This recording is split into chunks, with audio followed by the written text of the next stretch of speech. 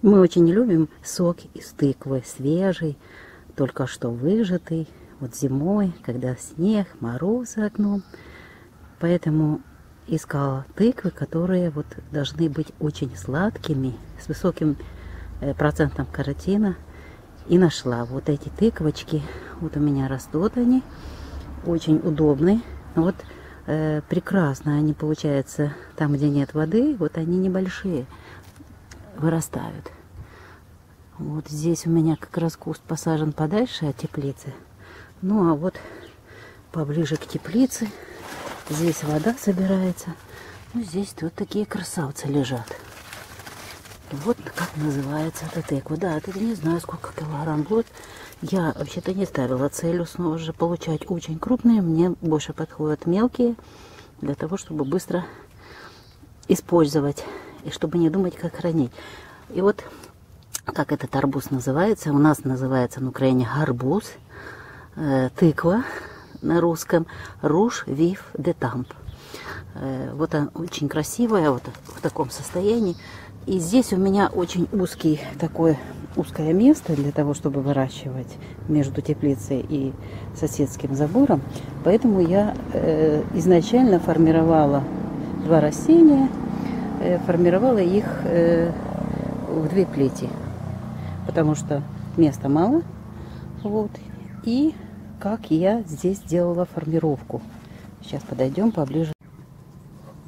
Особенность этой тыквы в том, что когда на плете формируется плод, рядышком тут же где-то должен быть, вот он был, пасынок. Я этот пасынок обрезала. И дальше плеть идет. И через некоторое время снова формируется плод. Вот он. Здесь тоже обязательно формируется вот этот пасынок. Вот он, пасынок, я его обрезала поздновато, но обрезала, просто ждала, чтобы снимки сделать. Хороший, удобный день, весы, сухой день, как раз можно делать обрезку. Вот. И дальше формируются, идут плети, и формируется снова же через определенное количество плоды. И здесь опять та же самая ситуация. Вот, идет пасынок. Вот он. Сейчас лист чуть-чуть отодвину. Вот пасынок. Опять. Его нужно обязательно обрезать. Для того, чтобы все питательные вещества шли именно на эту тыкву. Еще придется дощечки сюда снова нанести. Для тех больших уже дощечки подложены. И через определенное количество снова, где-то через метр, снова формируется плод. И снова та же ситуация. Идет пасынок. А я сейчас этот пасынок тоже обрезаю. Вот. Ну вот сегодня уже вторая половина июля. Я думаю, что нужно думать о том, чтобы уже завершить формировку плодов.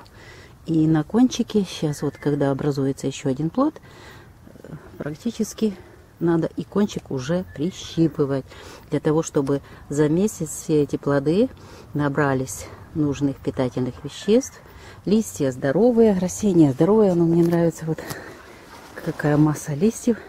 Она питает эти красавцы. Вот. И сегодня же займусь и прищипкой. Это очень просто делается. Просто берется и обрезается. И все. Над листом лист оставляется. Ну и буду следить, чтобы пасынки тоже не шли в рост, потому что будут набирать на себя массу питательных веществ, которые нужны сейчас плодам. Это сегодня рассказ об этой тыкве, французская тыковка. Ей понравилось на нашей земле. Здесь у меня были сидираты. Очень трудно было разобраться с сорняками. Здесь была и есть еще паутица, березка так называемая. Смотрю, тыква с ними разбирается очень хорошо, удобно. Она своеобразный гербицид для сорняков. Вот такая тыква. Француженка прижилась у нас и растет, и с удовольствием формирует плоды. И она очень вкусная. Одна из самых сладких тыкв, которые выращивают французы.